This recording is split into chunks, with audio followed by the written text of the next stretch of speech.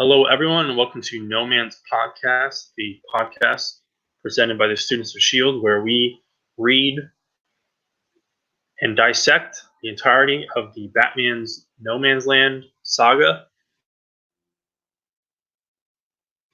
Technically. This episode is Low Road to Golden Mountain. This is a Batman proper arc, and it runs across Legends of the Dark Knight 122 and Shadow of the Bat number 90. Both issues are written by Larry Hama and penciled by Paul Gulacy. So I will go. And my name is Vincent, and I'm joined by Michael. All right, there we go. So 122. First off the bat, my first observation was that Larry Hama kind of leaning really in with some deep purple prose here. There's some very poetic kind of garbo nonsense language in here. And I think I pulled out one example of that, which I'm going to recite. So basically the thing here is that Batman is investigating something or other. There's a whole section of Chinatown so here's one of those examples of Larry Hama's script. The flashing neon invokes the myrrh-scented braziers of Sodom, which says a lot of nothing in my opinion. And there's literally pages where it's just narration after narration, just pulling Scrabble style words and stuff, stringing it all together. And so Batman runs into Lynx, who is the leader of the Ghost. And I'm unsure whether her costume is temporarily ruined or just terrible. I'm not super familiar with Lynx. I don't know what she was wearing in her previous appearance or after this, but basically she half of her top is ripped, where she just has half of her bra out and just one of her breasts. It's not like I mean she has a bra piece on, but it's kind of ridiculous. And I think it's just this arc because that Bruce finds her after she's kind of thing ridiculous. And they quickly have a misunderstanding fight, and then they ally against another gang who is using slave labor to generate power in Chinatown. And Lynx kind of sees herself in a young girl who has been enslaved in this setup. And then we get a little bit of backstory on Lynx, which again, so I believe Lynx first appeared. I didn't triple check in a Robin #1, but then miniseries before the ongoing, she appeared first in one of those. Based on what the wiki looked like, I would say either the very first miniseries or the first issue of the ongoing. I think she's kind of in that corner because Robin kind of dipped his toe in some of this martial arts and Asian mysticism and stuff coming from Dennis O'Neill's past on books like Question, and then obviously Robin as Lady through his training and stuff like that. So we get some Lynx backstory, which I don't care about really. She's not a major character. Pre New 52, I think she makes under 50 appearances, which for a Batman character, even a minor Batman villain, kind of not that impressive. That's the first issue. What did you think? I thought this arc was kind of fine, but also not. I don't care about Lynx again. It's very clunky, but I think it works all right. And I enjoy the Paul Gulacy art besides the super pretty exploitative design for the moment on Lynx. Yeah, I don't have much more to say other than basically agreeing with what you said. I like it a little better than the last time we read Hama, which was that Mr. Freeze story, if I remember right. But his prose is still a little overwordy and Batman's too chatty. funny observation on the art, which I also mostly like, is that Batman's pretty much just wearing the Batman Returns costume in this story. It's kind of funny.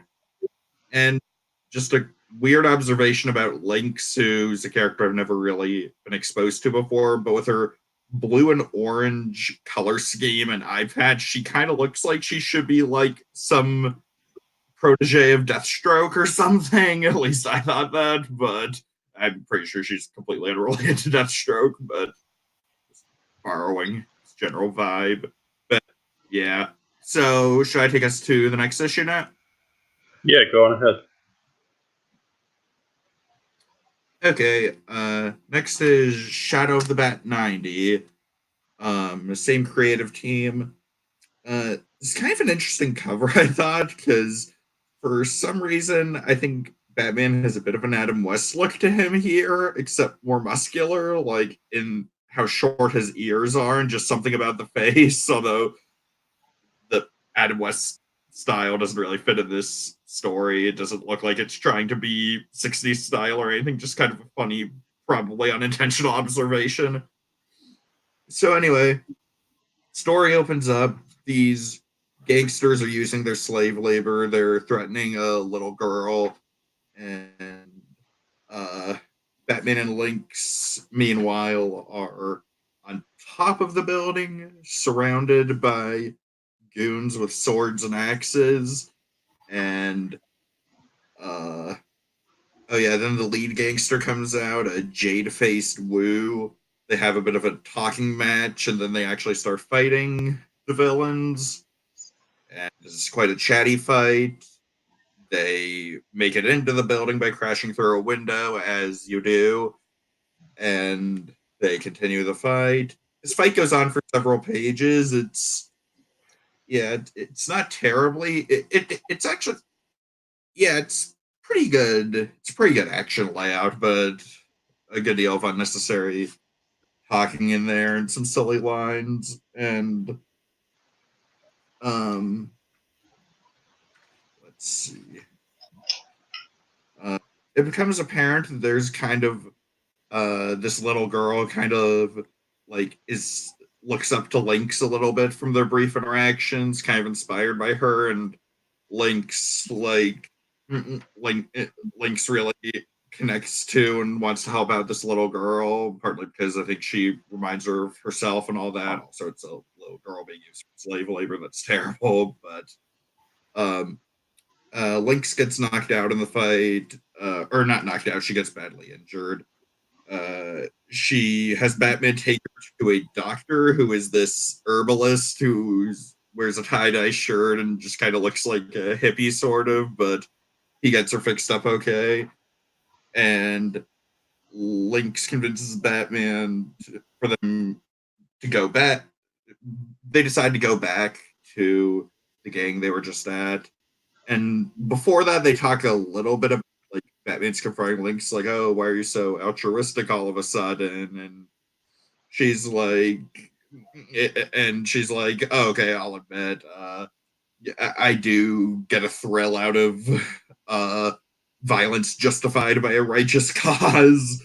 And she says, "Isn't that what you get out of it, Batman?" And again, this is a bit straightforward on the nose of a conversation for Batman to be having with this minor character, but they get back to Chinatown and there's dead, bloody bodies everywhere, and they witness a little funeral procession going on for the little girl. It's a pretty dark little moment. It's pretty low key. It's a pretty like uh, it's a pretty low key looking coffin. Like it doesn't even look much like a coffin. It's just a little box with some flowers on it, and the uh, Lynx is upset about this. Obviously, and she wants to know what happened. And one of the former slaves, says, "Oh, the little girl started this riot. She pushed the boss out the window, and we we wiped out the gang, we freed ourselves, but she ended up dying in the fight." They don't say exactly how. But yeah, so Batman like kind of came back to the site for nothing, but uh then and Link's like asks Batman like what the point of everything is, and Batman gives her a speech about how being a hero isn't fun, and they have to walk on the edge or whatever. And Link's just like, I want to be a hero then, and Batman's like, oh, I don't call myself a hero. It's not a job description. It's an appellation bestowed upon by posterity.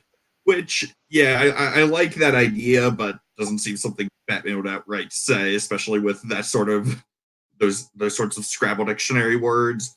And then meanwhile, we just get the briefest tease that Bane is trying to explode his way into the Gotham Hall of Records for one reason or another, unclear at the moment. So yeah, that's all. Um, yeah, not a bad arc, not a really standout arc either. Don't some kind of dark, disturbing real world themes, but pretty briefly, it's only a 2 issue arc. I don't know anything else to say about this issue in particular. Not much. You covered all. I felt like this arc was kind of front heavy, even though obviously like any story, it concludes in the second half. But like when I was going through and taking notes, I felt like there was more plot development, or at least things worth noting in the first half. The second half, it's like, oh, they fight, then Lynx gets fucked up, then the little her revolt, and we get the Bane tease. Also, I mean, you already talked about Larry Hama's prose and just needless stuff. There's a bunch of Sun Tzu quotes in this issue, which was pretty annoying, just for no real reason. Like it's a little dumb.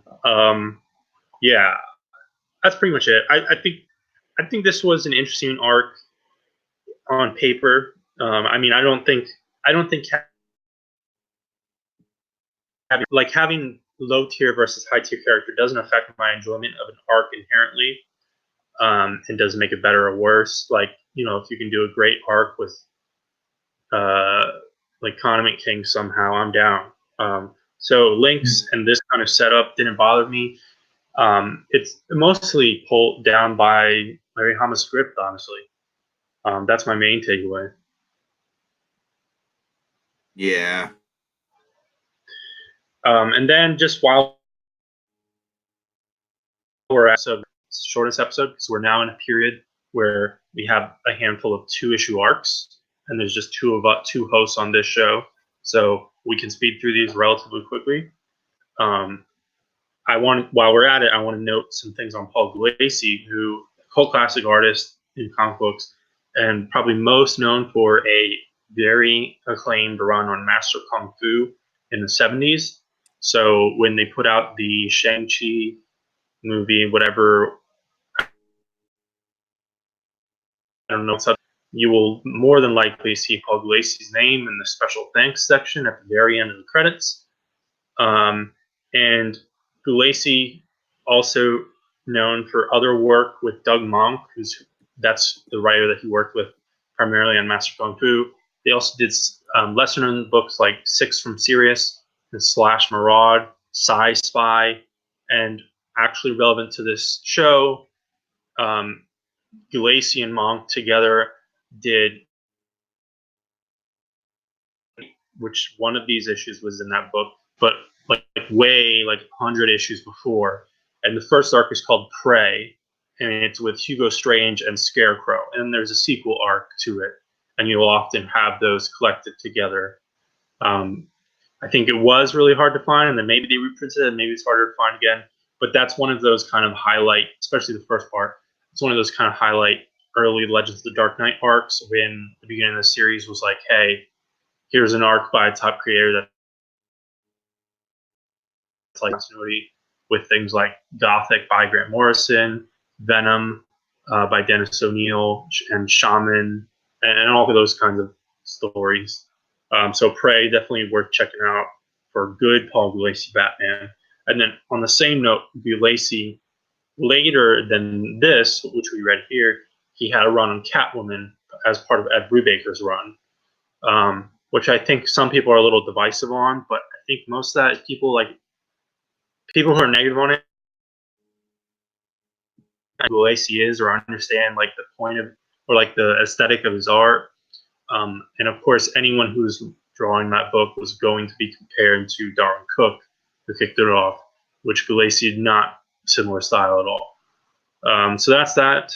I also noticed after the fact at the very end of the episode that I forgot to put the banners up, but I think we went through the episode pretty well. We told you exactly what the issues were at the very beginning, and we segmented up pretty well. So excuse us for that. And though it was Legends of the Dark Knight number 122 and Shadow of the Bat number 90, Low Road to Golden Mountain. I feel like both of us kind of a ambiguous half thumbs up. Not a great arc, but not Sideways. terrible. Yep. So, any last minute thoughts? The subtitle for the new Shang-Chi movie is Shang-Chi and the Legend of the Ten Rings.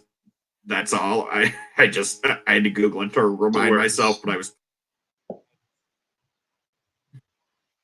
All right, everyone. Thanks for watching this episode, and we'll see you next time, which might be in 10 seconds from now. Bye bye.